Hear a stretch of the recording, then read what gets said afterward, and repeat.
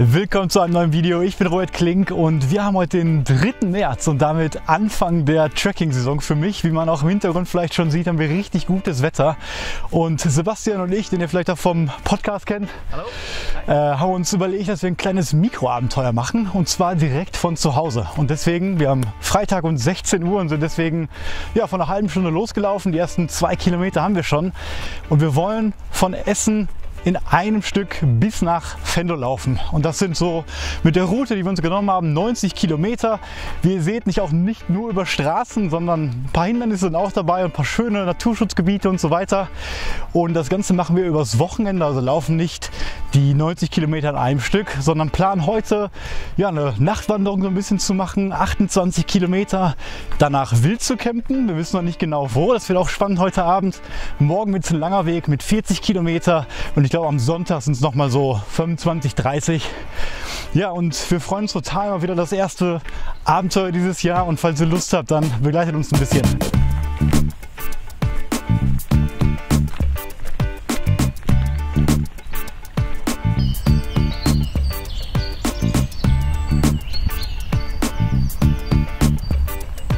Ja, wir haben natürlich übers Wochenende einige Hindernisse und Herausforderungen zu bewältigen, damit wir auch in Venlo ankommen.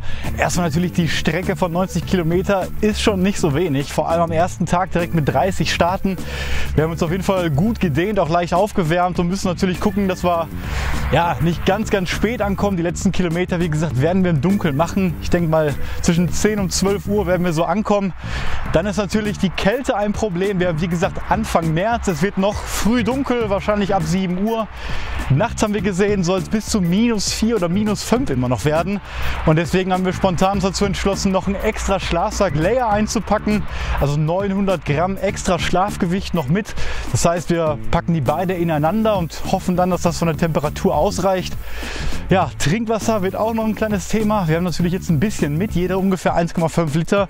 Müssen aber auf jeden Fall schauen, dass wir das heute noch irgendwie auffüllen. Ja, und deswegen bleibt es auf jeden Fall spannend. Und wir verlassen gerade so ein bisschen die Essener Innenstadt, laufen Richtung Baldener See, werden der Ruhr dann so ein bisschen folgen und gucken, dass wir hinten über die Brücke kommen und dann immer weiter Richtung Venlo, Richtung Westen. Ja, und so langsam sieht man hier auch schon den See, der geht bis da hinten weiter.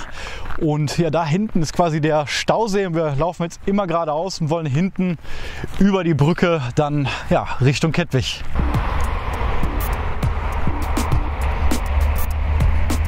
Ja, hier ist natürlich jetzt viel los, so an der Ruhr. Da hinten war der Regattaturm. Hier geht es gerade so ein bisschen, laufen wir immer noch an der Straße hier entlang. Ich freue mich auf jeden Fall gleich, wenn wir ein bisschen mehr in der Natur sind. Und falls ihr im Podcast schon mal uns zugehört habt, Sebastian und mir, wir haben ja schon ein bisschen darüber geredet. Sebastian, worauf freust du dich am meisten mit so einem Wochenende?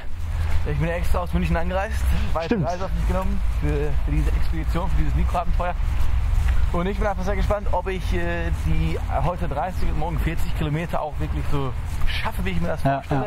Ich habe das erste Mal noch wieder den kompletten Rucksack vollgepackt. Bin jetzt mit 8,9 Kilo, glaube ich, dabei. Ich bin mal gespannt, wie das so läuft.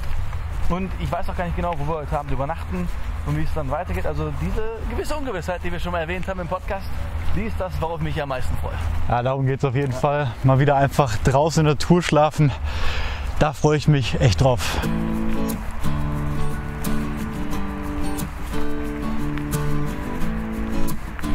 Ja, jetzt geht es hier mal ein bisschen landeinwärts und zum ersten Mal auch ein bisschen bergauf. Und wir haben auch nur wirklich heute Höhenmeter, also so an den Klippen an der Ruhr. Die restlichen Tage, wir gehen da eben sehr ländlich, quasi über Krefeld Richtung Venlo und da wird es dann sehr flach und deswegen haben wir uns auch zugetraut, morgen die 40 Kilometer zu machen, vor allem nach dem Einlaufen heute. Wir müssen natürlich gucken und relativ langsam laufen. Da wir heute wild campen, denke ich mal, dass wir nicht ganz so lange schlafen werden, also wirklich vor dem Sonnenaufgang schon wieder unterwegs sind, irgendwie um 7 Uhr oder so und wenn man dann den ganzen Tag läuft, dann klappt das eigentlich auch. Und was ich jetzt gerade merke, ich bin ein bisschen außer Atem bei dem Anstieg, das merkt man natürlich schon, wenn man jetzt so 1 Kilo extra Wintergepäck noch mit hat, was jetzt erstmal nicht eingeplant war, mit Nahrung und Essen für die 2 Tage. Da sind wir schon so bei 9 bis 10 Kilo totalem Gewicht. Aber dafür müssen wir uns keine Gedanken machen, dass es irgendwie zu kalt heute Nacht wird. Also ich glaube bis -6 bis -7 sind wir da schon gut gewappnet.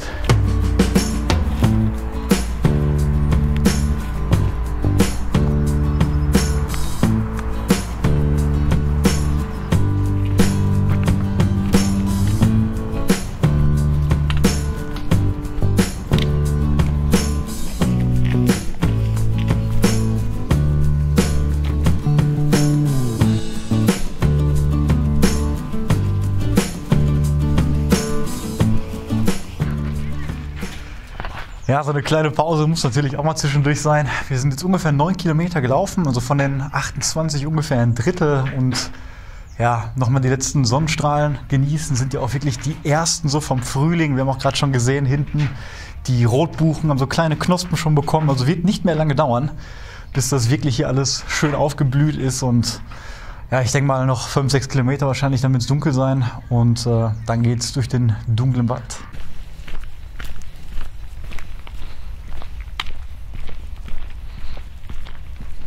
Ja, Pause vorbei und wir laufen, wie ihr gerade gesehen habt, dem Sonnenuntergang entgegen. Und jetzt merkt man auch, dass es gerade sehr, sehr kühl wurde in der Pause. Wir haben natürlich nicht viel Kleidung an und auch die Hände sind sehr, sehr kalt. Laut meiner Uhr sind es gerade noch 12 Grad. Glaube ich aber gerade nicht so dran. Und wenn die Sonne jetzt untergeht, wird es auch sehr rapide kühler. Um 0 Uhr haben wir auch quasi 0 Grad. Also ich denke mal, dass wir jetzt pro Stunde 2, 3 Grad verlieren werden. Wir haben jetzt 5:30, also wie gesagt nicht mehr viel Sonnenlicht. Und ja, wie es heute Nacht aussieht, wissen wir auch noch nicht so genau. Ich denke mal maximal -4.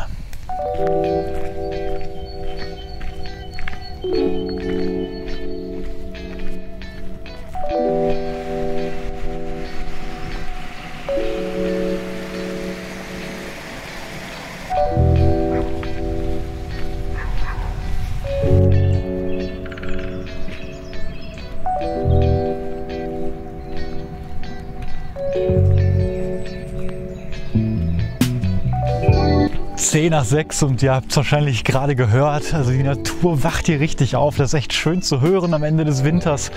Wir haben Specht gehört und auch gesehen, einen riesigen Reiher gerade und eine Menge anderer Vögel hier noch. Es ist wirklich wunderschön, hier gerade lang zu laufen. Ja, und ich wollte noch was zu unserem Schlafplatz heute sagen. Natürlich habe ich die Route, wie gesagt, auch im Podcast schon erzählt, von zu Hause geplant. Nicht den kürzesten Weg, sondern so ein bisschen ja, durch verschiedene Naturgebiete. Und gerade für die erste Nacht, da war es wirklich schwer, einen Schlafplatz zu finden. Wir sind da noch im nördlichsten Teil von Düsseldorf, ungefähr bei Angermund. Und davor, zwischen Linddorf und Angermund, für alle, die sich auskennen, ist noch ein relativ großes Naturschutzgebiet und Landschaftsschutzgebiet. Aber zum Glück hat die Stadt Düsseldorf auf ihrer Website so eine richtig schöne Übersicht, wo man sieht, wo sind welche Zonen, wo ist Naturschutzgebiet. Und das ist eine Sache, die wir auf gar keinen Fall machen wollen, wirklich im Naturschutzgebiet zu schlafen. Deswegen ist unser Ziel für heute, dass wir durch das Naturschutzgebiet noch im Dunkeln durchwandern wollen und ja dahinter dann mal schauen, ob wir da was finden. Wahrscheinlich irgendwie nahe der Straße, irgendwo an einem Feld oder so, mal gucken. Auf jeden Fall nicht mehr im Landschaftsschutzgebiet oder sonst irgendwelchen Gebieten. Und deswegen ist es halt mit den 28 Kilometern heute auch ein bisschen mehr geworden. Ja, aber dafür sind dann die restlichen Tage weniger und wir können ein gutes Gewissen beim Schlafen haben.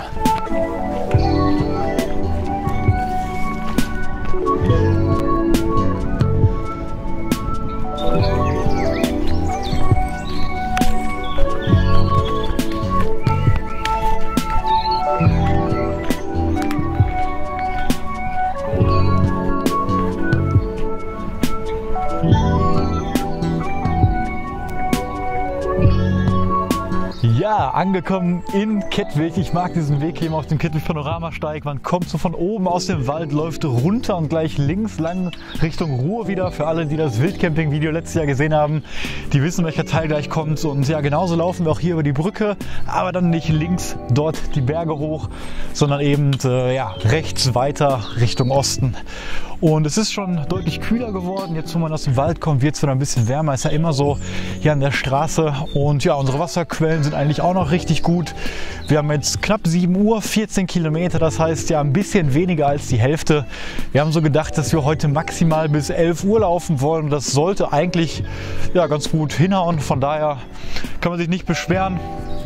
Und ja, jetzt geht es hier links weiter runter Richtung Wasser.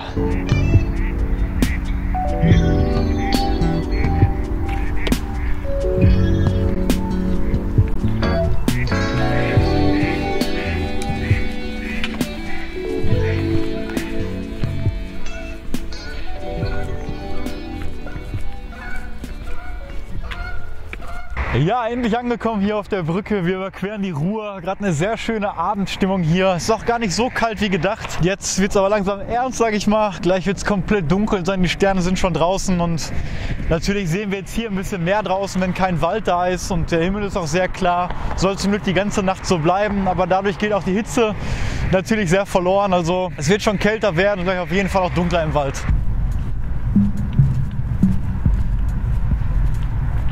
Ja, wir haben Essen endlich verlassen und jetzt geht es hier mal richtig in den dunklen Wald. Ab und zu haben wir hier auf dem kleinen Pfad Richtung Linddorf, ist das glaube ich noch ein paar Laternen. Und jetzt wird es wirklich deutlich kalt und dunkel, deswegen haben wir gesagt, wir laufen noch bis zur nächsten Bank. Und die haben wir hier gefunden und jetzt werde ich mir auch mal eine lange Hose anziehen. Und ja, die Jacken werden wir, denke ich, anziehen, oder Sebastian? Ja, die Jacken auf jeden Fall, vielleicht auch die Fließhandschuhe drüber. Genau, die Handschuhe. Und ja, dann laufen wir ganz gemütlich weiter. 18 Kilometer hatten wir jetzt, glaube ich, kurz nach 7. Alles gut soweit. Ja, frisch eingepackt und jetzt sind wir bereit für die letzten 10 Kilometer. Wir kamen auch gerade da hinten an einem kleinen Friedhof vorbei. Und ich hatte jetzt überlegt, da Wasser aufzufüllen, weil wir natürlich nicht das ganze Wasser von zu Hause aus direkt mitschleppen wollten, die 3 Liter, sondern ich wollte schauen, dass wir das ungefähr nach der Hälfte so auffüllen können. Nur da ist mir eingefallen, dass die Friedhöfe ja im Winter kein Wasser haben, also die Leitungen werden ja zugemacht, weil falls es friert, dann gibt es da Probleme. Und ja, deswegen kommen wir gleich in Linddorf raus. Dort gibt es eine Tankstelle bis 10 Uhr auf und da werden wir dann schauen, dass wir da irgendwie Leitungswasser bekommen. Da hinten sehen wir auch schon die ersten Augen, die uns anleuchten. Wir kommen natürlich jetzt immer näher in den Wald hier. Für ein Reh ist es ein bisschen zu klein, wahrscheinlich ein Fuchs oder ein Dachs oder was Ähnliches. Ist auf jeden Fall wie immer eine sehr schöne Stimmung. Ja, wir freuen uns jetzt hier auf dieses kleine Waldstück. Dann wie gesagt kommen wir noch in ein kleines Dorf und dann kommt das große Naturschutzgebiet bei Angermund und da müssen wir einmal durch und dann können wir endlich in Ruhe einen Wildcampingspot finden.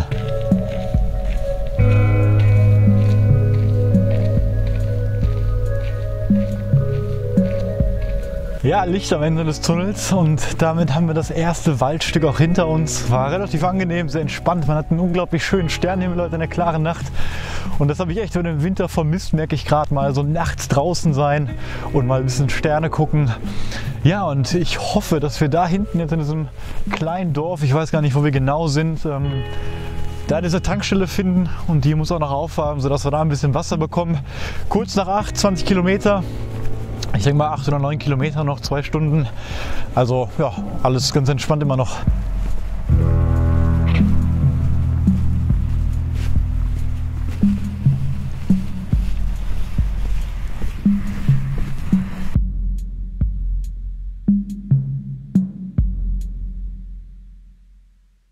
Ja, das hat mal sehr gut geklappt. Wir verlassen jetzt hier Hösel und gehen wieder in den Wald Richtung Linddorf. Das ist jetzt mal ein Stück, was jetzt nicht so ganz weit ist. Dann haben wir noch ein kleines Stück durch die Stadt und dann kommt das große Naturschutzgebiet, durch das wir noch durch müssen. An der Tanke war ein sehr netter Tankwart und der hat uns einfach hinter dem Tresen quasi in der Küche 3 Liter Wasser jeweils voll gemacht. Also haben wir 6 Liter zusammen. Das reicht auf jeden Fall für die Nacht und erstmal einen Großteil des Tages morgens. Deswegen ja, sehr entspannt, müssen uns keine Gedanken mehr machen und nur noch die restliche Strecke schaffen. Hier laufen wir jetzt unter der A3 her. Hier gibt es einen Tunnel und das ist die einzige Möglichkeit, weit und breit da jetzt rüber zu kommen, beziehungsweise drunter. Und dann ist es auch nicht mehr weit bis Linddorf.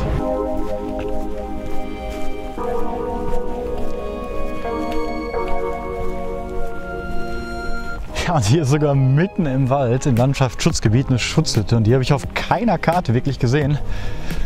Ja, ist mit der Säule jetzt auch ein bisschen blöd, um ein Zelt aufzubauen. Natürlich sind wir auch im Schutzgebiet hier, aber ja, wäre eine Option gewesen. Aber jetzt laufen wir nach Plan und noch ein bisschen weiter.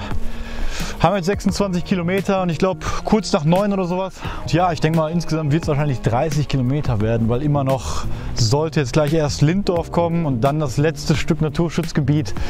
Aber mal gucken, bis jetzt haben wir keine größeren Wehwehchen. Leichte Erschöpfung vielleicht, aber von der Temperatur geht alles klar. Und die letzten Meter schaffen wir jetzt auch noch.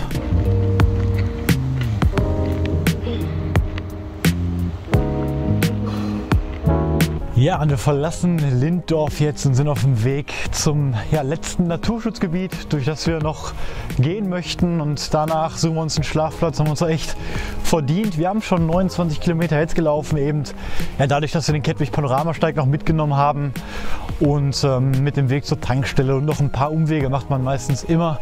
Haben uns nicht sonderlich verlaufen, also eigentlich vom Weg her ging das sehr gut. Die Navigation mit der Uhr hat ganz gut geklappt. Ab und zu muss ich auch mal auf die Karte schauen. Ja, und wie gesagt, gesagt, noch einmal jetzt durch das Naturschutzgebiet und dann müssten wir auch wahrscheinlich in einer halben Stunde spätestens da sein. Ja, und dann mal schauen, wo wir da einen Platz finden. Ich hatte vorher gesehen, dass da so eine Feldstraße, ein Feldweg lang führt und ich hoffe, dass wir am Rand dieses Feldweges dort irgendwo was finden. Es sind auch so ein paar Felder irgendwie zwischen Straße und Feld. Da ist meistens immer was frei und solange das kein Naturschutz- oder Landschaftsschutzgebiet ist, sollte das auch in Ordnung sein.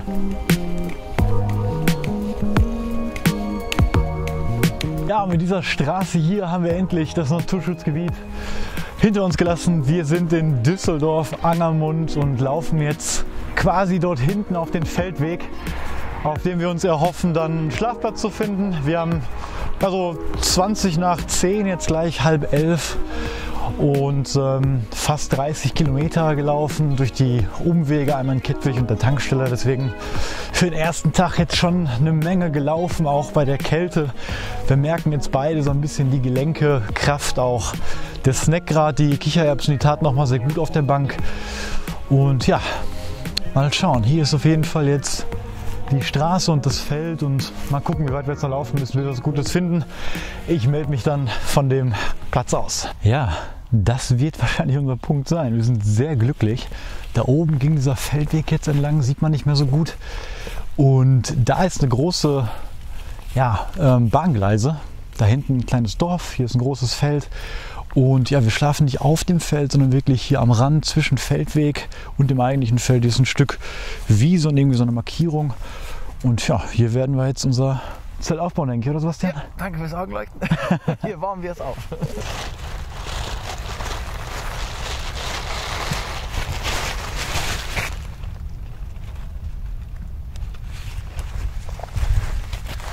Steht.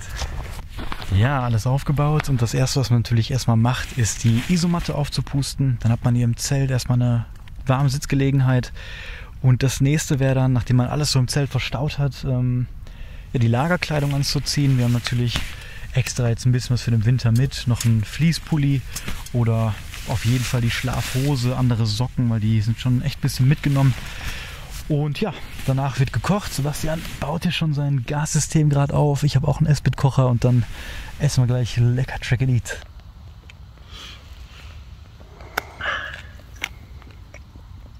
Ja, alles fertig soweit. Wir haben kurz nach 12, wir wurden wirklich extrem gut fertig. Waren um kurz vor 11 hier. Der erste Tag war schon mal richtig schön. Vor allem die Nachtwanderung hat man wieder richtig Spaß gemacht. Ich weiß nicht, letztes Mal in Schleswig-Holstein die Tour, da waren wir auch nachts unterwegs, aber das macht immer wieder Freude. Ich würde sagen, jetzt gerade haben wir ja schon -1, -2 und es wird noch deutlich kälter heute Nacht. Also wir sind froh, dass wir beide Schlafsäcke haben. Haben auf jeden Fall eine Menge gegessen. Die Röstzwiebeln geben auch nochmal ordentlich Kalorien, das heißt, der Körperofen ist jetzt richtig an. Ja, wir haben gemerkt, wir liegen hier direkt an der Bahngleise, also manchmal fährt ein Zug vorbei, der ist ein bisschen laut. Aber der Plan ist, dass wir um 6:30 ungefähr aufstehen und dann direkt das Zelt aufbauen, alles einpacken, ein Stück warm laufen und dann in Ruhe frühstücken zum Sonnenaufgang. Ja, da freuen wir uns drauf und wir jetzt erstmal geschlafen. Bis morgen.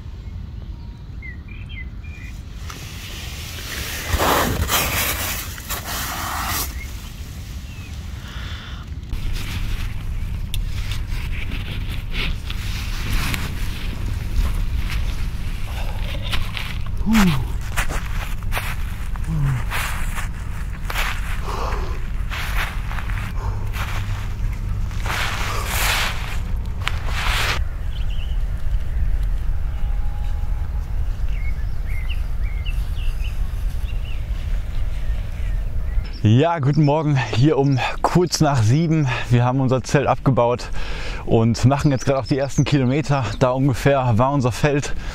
Die Nacht war schon sehr, sehr kalt, wirklich wie erwartet. Wir hatten heute Morgen überall Frost im Zelt. Es ist jetzt gerade noch -4, deswegen tut es mir gerade in den Händen sehr weh, hier meinen Trekkingstock festzuhalten. Habe noch keine Handschuhe an. Aber wir haben es geschafft. Wir haben einigermaßen okay von der Kälte her geschlafen. Aber die erste Nacht, das habe ich auch und der Sebastian auch, dass wir ja immer ein bisschen aufgeregt sind, nicht so gut schlafen. Wir konnten auf jeden Fall 6-7 Stunden ruhen, ein bisschen die Augen zumachen und der Körper fühlt sich ganz okay an. Jetzt ist wichtig, dass wir uns warm laufen, warten, bis die Sonne rauskommt und wir ein bisschen Temperatur aufbauen. Dann werden wir uns, denke ich mal, so eine Dreiviertelstunde bis Stunde irgendwie eine Bank suchen und dann nochmal in Ruhe frühstücken, ein bisschen was essen und einen warmen Kaffee kochen. Bisschen umziehen, genau. Wir haben noch teils Schlafkleidung an und auf Dauer ist das natürlich blöd, weil einem zu warm laufen ist. Das darf natürlich nicht nass werden. Heute Nacht wird es ein bisschen wärmer, ich glaube nur -2, also das sollte dann passen. Wir hoffen dann auf einen besseren Schlaf. Aber jetzt liegen erstmal so 38 Kilometer vor uns und ja, das wird ein sehr langer Tag.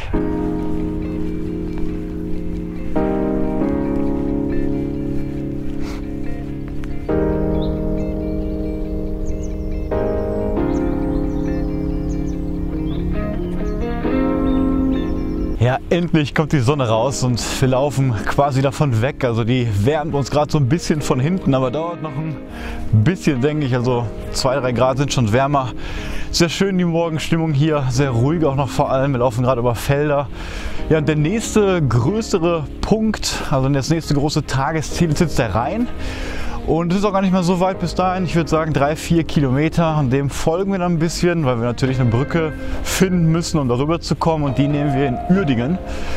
War ich auch noch nie. Und ich glaube, dann laufen wir ein bisschen da durch die Stadt durch und gehen dann wieder nach Nordosten, ist das, Nordwesten quasi. Und da ein bisschen über die Felder.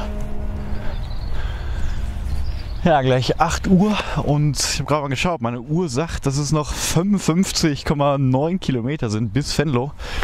Und das hört sich auf jeden Fall erstmal nicht mehr so viel an.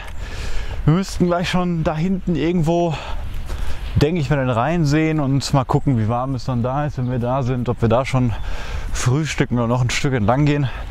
Aber jetzt gerade tut die Sonne so unglaublich gut, einfach mal alles hier aufzuwärmen so ein bisschen. Und es wird auch nicht mehr so lange dauern, bis uns halt zu warm in der Schlafkleidung wird.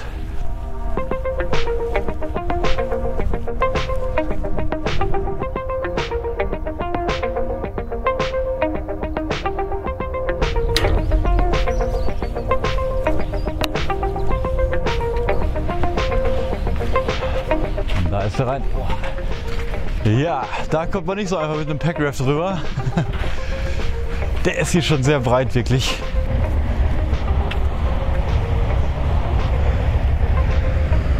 Kurz nach 8, 4 Kilometer schon gelaufen und jetzt geht es in die Richtung und ich meine in der Ferne auch schon die Brücke zu sehen. Und ja, dann entfernen wir uns da wieder und laufen dann so ein bisschen durch Uerdingen durch, bisschen durch die Innenstadt, gucken wie viel da los ist, aber vielleicht finden wir da irgendwo an der Brücke eine Sitzgelegenheit.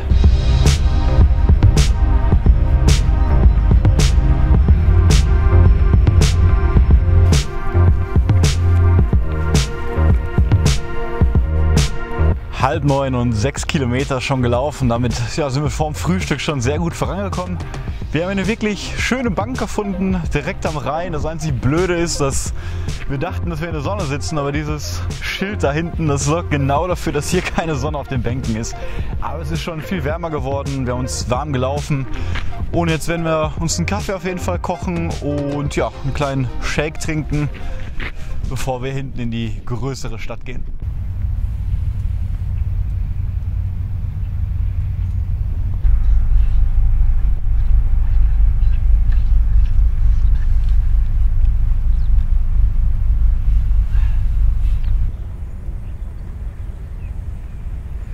Ja, so eine Gaskartusche kann auch schon mal als Handwärmer dienen. Die brauche ich gleich auch ganz dringend.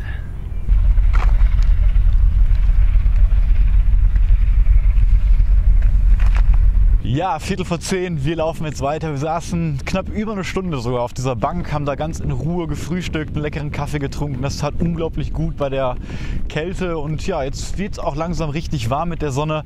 Haben zum Großteil unsere Schlafkleidung ausgezogen, alles vernünftig eingepackt und ja, jetzt laufen wir weiter. Später wird es noch eine Pause geben, wo wir nochmal versuchen werden, das Zelt und die Schlafsäcke ein bisschen zu lüften. Da hat sich natürlich eine Menge Feuchtigkeit angesammelt und die sollte man loswerden, weil die nächste Nacht jetzt wird zwar nicht ganz so kalt, nicht -4, aber -2. Und ja, das sollte dann auch auf jeden Fall trocken sein alles. Ja, ein endloser Weg hier gerade am Rhein entlang. Ist aber eigentlich sehr schön, mal nur gerade hier zu laufen, ein bisschen erhöht. Man kann aufs Wasser gucken und da vorne sieht man jetzt auch die Brücke schon relativ nah. Ja, mal gucken, wie lange das noch dauert. Irgendwie kommt die nicht wirklich näher. Hier sieht es auch echt nach einem guten Zeltplatz aus.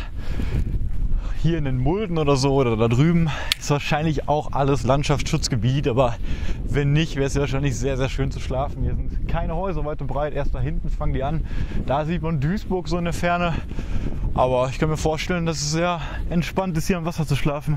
Ja, wir sind jetzt angekommen an der Brücke, aber wir fragen uns gerade, wie man jetzt hier hochkommt. Also eigentlich sollte der Weg auf der Karte hier weitergehen, aber da ist nur ein kleines Waldstück. Und ja, ich glaube, wir versuchen jetzt einfach mal da hoch zu gehen, oder? Okay, wir haben doch hier eine kleine Lücke gefunden in dem Zaun und hier scheint so ein kleiner Betonweg hoch zu gehen. Ich hoffe jetzt nur, da oben ist ein Bürgersteig.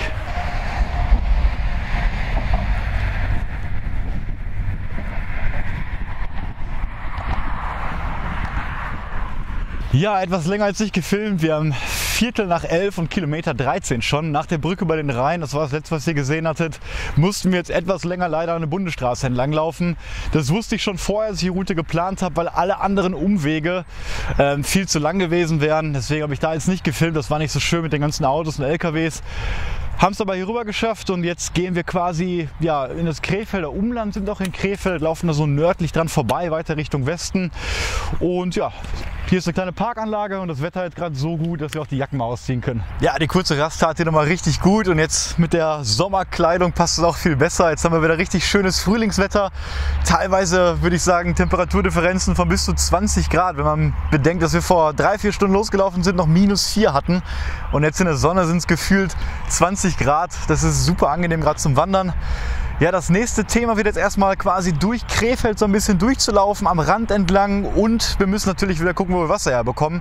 Das Abendessen gestern und das Frühstück heute hat alles Reserven gekostet. Teilweise waren unsere Flaschen auch so voller Eis, dass wir gar nicht mehr raus trinken konnten. Jetzt ist zum Glück durch die Sonne alles geschmolzen. Ich würde sagen, wir haben jeder einen halben Liter. Und ja, müssen wir mal gucken. Wir wollen natürlich jetzt nicht zu früh wieder Wasser holen, weil wir ja noch 26 Kilometer jetzt zu laufen haben. 2/3 quasi noch vor uns. Aber auch immer nicht zu spät, weil nachher hat man Durst und dann kein Wasser mehr.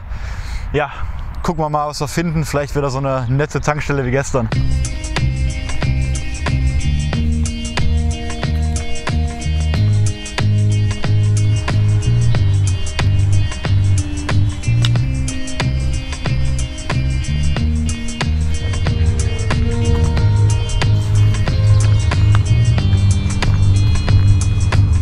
Ja, wunderschön hier gerade durch diese kleinen Parkanlagen zu laufen, durch Krefeld.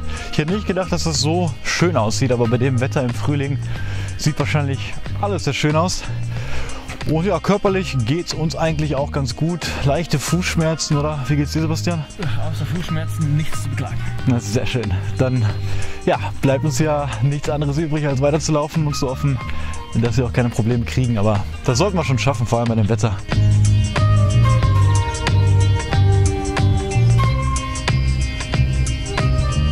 Ja, 20:12 und fast 17 Kilometer.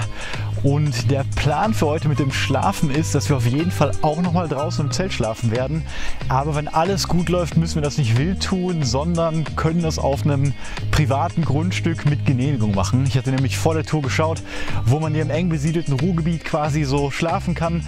Und in Düsseldorf, wie gesagt, war das Gute, dass man da die Naturschutzgebiete sehen konnte. Jetzt hier aber ab Krefeld konnte ich da keine Informationen finden und wir sehen ja auch die ganze Zeit Landschaftsschutzgebiete und sowas. Und da hatte ich verschiedene Vereine, Campingplätze, ich hatte sogar einen Blumenladen angeschrieben, ob wir da gegen eine kleine Spende in die Vereinskasse vielleicht mal auf der Wiese schlafen dürfen. Ja, und wie es scheint, ich habe gerade mit jemandem telefoniert, das ist nördlich von Kempten oder so, ich weiß gar nicht genau. Das ist so eine Art Verein oder Campingplatz. Wir können auf jeden Fall auch duschen. Und wenn wir es bis dahin schaffen, das sind dann tatsächlich die 40 Kilometer, ist auch ein kleiner Umweg noch dahin, dann können wir da jemanden anrufen, der wird uns dann was aufschließen und wir dürfen da auf der Wiese unser Zelt ja, aufbauen, wenn alles gut läuft, auch noch warm duschen. Das ist natürlich bei der Kälte abends sehr, sehr schön. Vielleicht haben wir da auch noch eine Sitzgelegenheit, können dann auch außerhalb des Zeltes eventuell kochen und das motiviert uns natürlich. Jetzt haben wir ein kleines Tagesziel auch. Falls wir es nicht bis dahin schaffen, dann werden wir uns wieder was wild suchen, aber ja, ich denke mal, das kriegen wir irgendwie hin, oder Sebastian? Die warme Dusche will ich auf jeden Fall, also ich werde mich da durchbeißen. Sehr gut.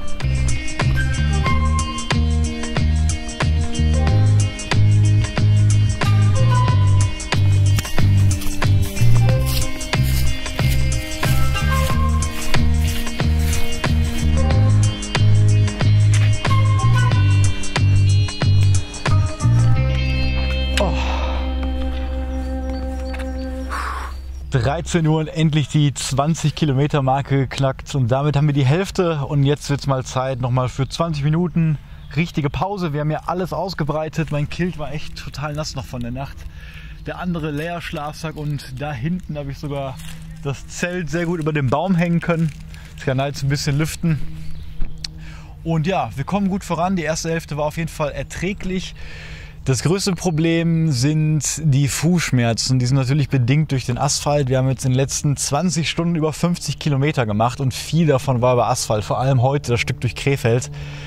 Und wir gucken schon die ganze Zeit, dass wir bei diesen Wegen immer so ein bisschen am Rand lang laufen können, so ein bisschen über die Wiese, damit man nicht immer dieselbe Belastung hat.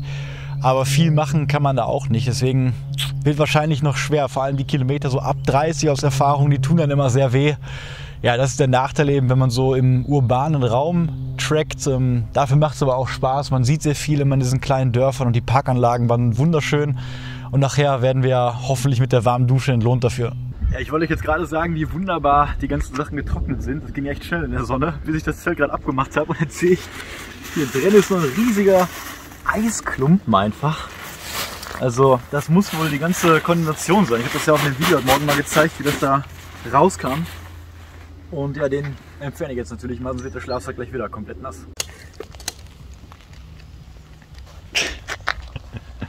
Ja, wir saßen jetzt doch eine halbe Stunde, aber die tat wirklich gut. Lange Mittagspause und das Hauptproblem, was wir jetzt noch haben, ist eben das Wasserproblem. Wir haben wirklich alles leer getrunken. Ich würde sagen, jeder hat noch einen Mini-Schluck, aber wirklich nur quasi einen Wasserschott. Und ich habe gerade auf die Karte geguckt, das nächste Dorf ist jetzt so 9 Kilometer entfernt. Und auf der Karte gibt es da eine Aral-Tankstelle. Kleiner Umweg wieder dahin, aber da hoffen wir genauso wie gestern unsere Wasservorräte auffüllen zu können. Vielleicht holen wir uns so eine kleine Cola oder so, würde ich sagen. Und dann beißen wir uns jetzt durch die zweite Hälfte.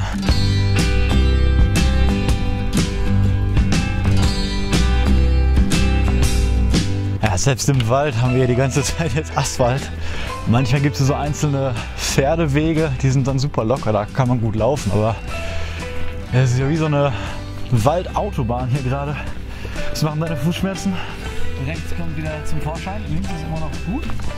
Und ansonsten merke ich, dass meine Oberschenkelmuskeln kalt waren. Und die müssen erstmal wieder warm laufen, weil da merke ich schon auch die Muskeln jetzt ein bisschen. Ja.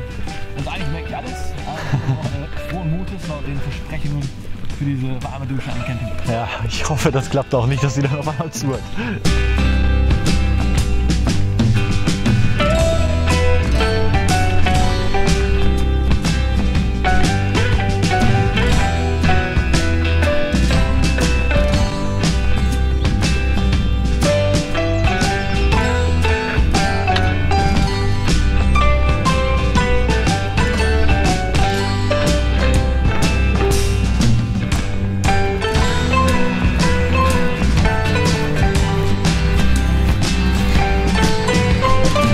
Ja, bei der Aral konnten wir uns jetzt nochmal jeder eine kleine Cola holen. Zucker tut ganz gut, Koffein auch. Und haben uns noch eine stille Mineralwasserflasche geholt und die füllen wir jetzt jeder in die Flaschen um. Und das sollte dann für die letzten, ja, ich glaube 14 Kilometer sind jetzt noch, eigentlich reichen. Weil heute Abend, wenn wir wirklich auf diesen Platz kommen, wenn es eine Dusche gibt, gibt es wahrscheinlich auch frisches Wasser.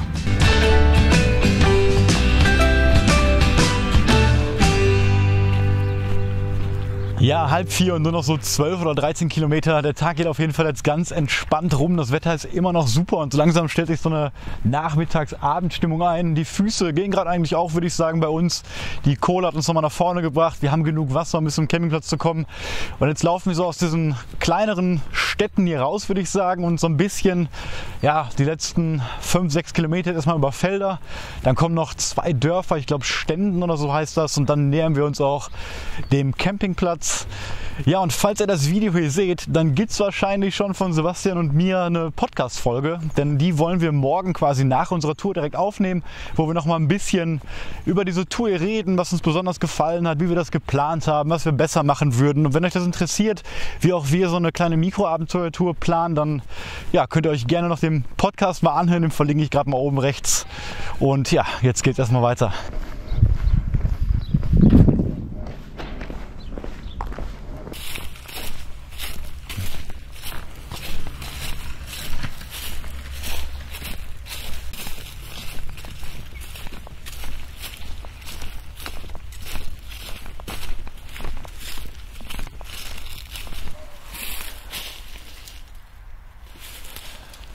Ja, wir laufen jetzt hier nochmal ins letzte Naturschutzgebiet.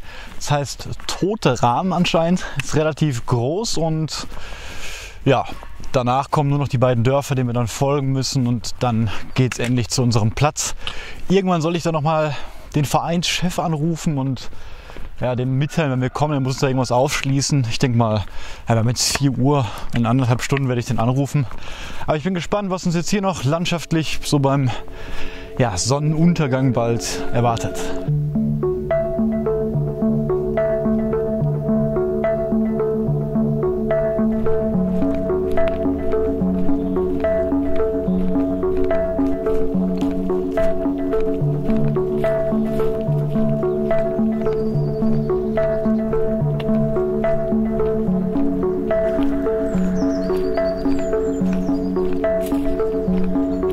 Und selbst hier im Naturschutzgebiet wird da so viel Asphalt. Da war gerade nur ein Weg da hinten, wo mal nichts war.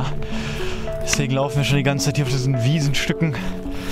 Das tut dann an den Füßen halt ganz gut, weil die Belastung nicht immer die gleiche ist. Aber bisher überzeugt dieses Naturschutzgebiet hier nicht so, oder Sebastian? Ja, auch ein bisschen enttäuscht, sind sehr weite Wege. Wir haben noch nicht viele Tiere auch gesehen. Vielleicht kommen wir noch später raus in der Dämmerung, aber bisher merke ich jeden Schritt.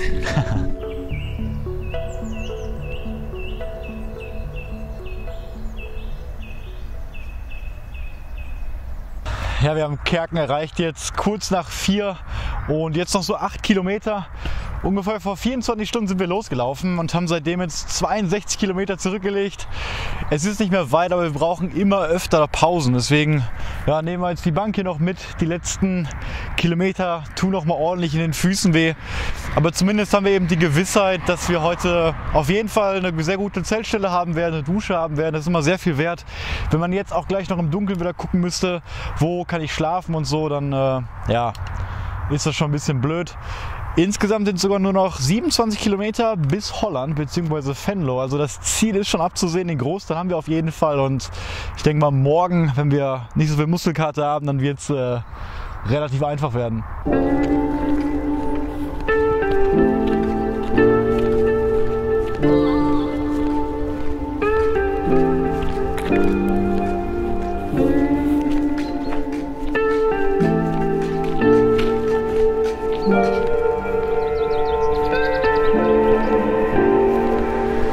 Ja, so 5:45 und Kilometer 36. Wir laufen jetzt nach Obereil, das letzte Dorf vor diesem Campingplatz. Und wie angenommen sind die Kilometer ab 30 wirklich sehr schmerzvoll. Gerade das Dorf hat sich endlos gezogen. Dort gab es auch nur einen Bürgersteig. Hier haben wir zumindest mal so ein bisschen Wiese wieder. Aber das Hauptproblem sind echt die Fußmuskelschmerzen, die man halt hat, wenn man den ganzen Tag so viel über Asphalt läuft. Da kann man auch nichts machen, außer jetzt noch die letzten 60 Minuten wahrscheinlich durchbeißen und sich auf die Dusche und so weiter freuen.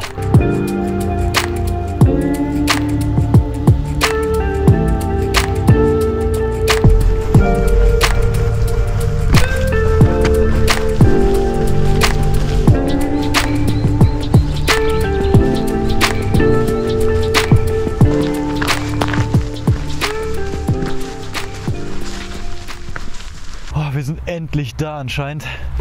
40 Kilometer und das scheint wirklich hier rechts ein größerer Campingplatz zu sein. Wir suchen jetzt gerade den Eingang, aber da, ich sehe schon das Schild, wir müssen hier wahrscheinlich rechts rein zum Tor. Ja, perfekt, der hätte sich laufen können. Wir haben hier diese ganze Wiese für uns, dürfen unser Zelt hier irgendwo aufbauen.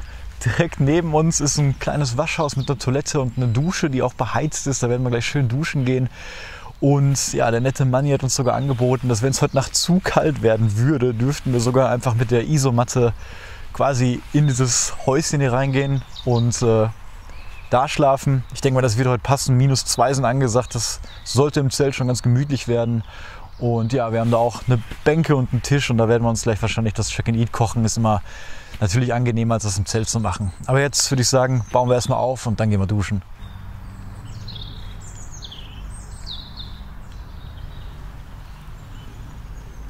Ja, wir waren gerade duschen und jetzt können wir uns hier in diesem kleinen Raum hinsetzen. Ganz für uns alleine, direkt neben dem Zelt. Kochen jetzt hier ein bisschen Wasser auf, dann essen wir unsere Check-and-Eat-Mahlzeiten. Und ja, hier ist auf jeden Fall wärmer als draußen, werden auf jeden Fall im Zelt schlafen, nur ist auf jeden Fall nett, die Option zu haben, falls es super kalt wird, irgendwie hier auf dem Boden zu schlafen, aber das sollte nicht nötig sein, oder Sebastian? Nee, brauchen wir nicht. Ich glaube, heute sind wir ja nur bei, was haben wir gesagt, -2 und wir probieren halt nochmal den Trick mit dem Poncho im Fußraum vom Schlafsack, um da zu gucken, ob das vielleicht noch ein bisschen die Füße mehr wärmt. Also ich mache mir eigentlich auch gar keine Sorgen jetzt, dass wir da eine schöne Nacht haben werden im Zelt. Ja, und wir haben noch relativ früh, ich glaube noch nicht mal 8 Uhr und deswegen werden wir jetzt erstmal auch hier den Abend verbringen. Ist natürlich immer gemütlicher als in so einem eisigen Zelt. Und da sind wir wieder zurück im Zelt. Gut gegessen, gut aufgewärmt, nochmal in der Hütte. Dort war es ein bisschen wärmer als draußen auf jeden Fall. Und generell haben wir den Eindruck auf jeden Fall, dass es jetzt so gegen 11 Uhr wärmer ist als gestern. Auf jeden Fall auf diesem Feld, auf dem wir geschlafen haben. Laut Wetterbericht wird es erst richtig spät heute Nacht kalt, also gegen morgen und dann auch nur -2 statt -4. Deswegen ja, alles sehr entspannt. Wir haben geduscht, haben trockene Kleidung. Die Nacht sollte relativ erholsam werden. Vor allem, da wir hier quasi legal auf einem Platz schlafen. Das ist auch immer ein bisschen entspannter. Und ein bisschen mehr Schlaf als gestern haben wir auf jeden Fall auch nötig. Morgen nochmal 20 Kilometer. Wetter soll aber auch stimmen und deswegen denke ich, dass wir das leicht schaffen werden. Also, bis morgen.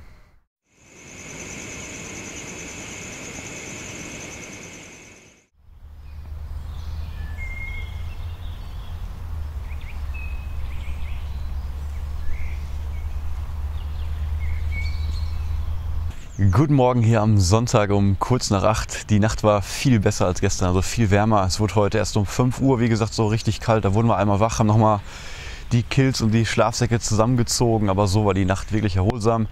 Wir sind so um 10 gestern eingeschlafen, haben eigentlich durchgeschlafen bis 8 Uhr vorhin. Also wir sind beide jetzt super fit, irgendwie 9 Stunden richtig geschlafen. War sehr entspannt mit den Vögeln, vielleicht hört ihr das auch im Hintergrund hier die ganze Zeit. Ja, und jetzt haben wir noch 20 Kilometer vor uns, packen jetzt alles zusammen und ja, ich denke mal kurz nach 9 werden wir loslaufen und dann in den sonnigen Tag starten. Kurz vor 10 und wir haben den Campingplatz jetzt da hinten verlassen. Sebastian hat sich nochmal hier ausgebreitet und frühstückt, weil er sich entschlossen hat, jetzt doch schon nach Hause zu fahren. Das heißt, die letzten Kilometer werde ich gleich alleine laufen. Er kam ja schließlich aus München, will noch ein bisschen Zeit mit der Familie verbringen und ja, nachher müssen wir noch den Podcast aufnehmen. Also Sebastian, wie fandst du den Trip? Mega Spaß gemacht. Also die -4 Grad Temperaturen, die habe ich schon so ein bisschen ans Komfortlimit gebracht. Auch das Übernachten in der Wildnis war krass. Hat mega Spaß gemacht. Jetzt beim Campingplatz fand ich nochmal sehr schön die warme Dusche. Ein bisschen kürzer als gedacht, aber trotzdem geil. Und ja, jetzt mache ich hier noch ein bisschen Gerüchteküche, brotlich hier. Und dann holt mich gleich meine Schwester mit dem Auto ab. Und dann mache ich noch ein bisschen Family Time und dann sehen wir uns ja nachher zum Podcast. Ja, auf jeden Fall. Ja.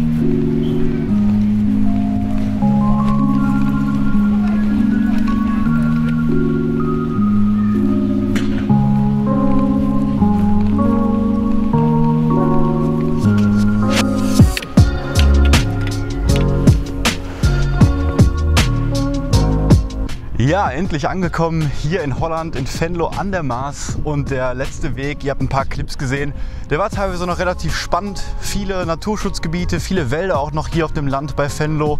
Hat mich auch ein bisschen überrascht. Gerade in der Innenstadt da vorne war es so voll, dass ich jetzt hier gefilmt habe. Ihr habt gerade den Hafen gesehen. Da war die Route offiziell Ende. Und ich werde mich jetzt gleich auf den Heimweg begeben. Wir haben 1:45 und das war mal wieder ein gelungenes Mikroabenteuer übers Wochenende.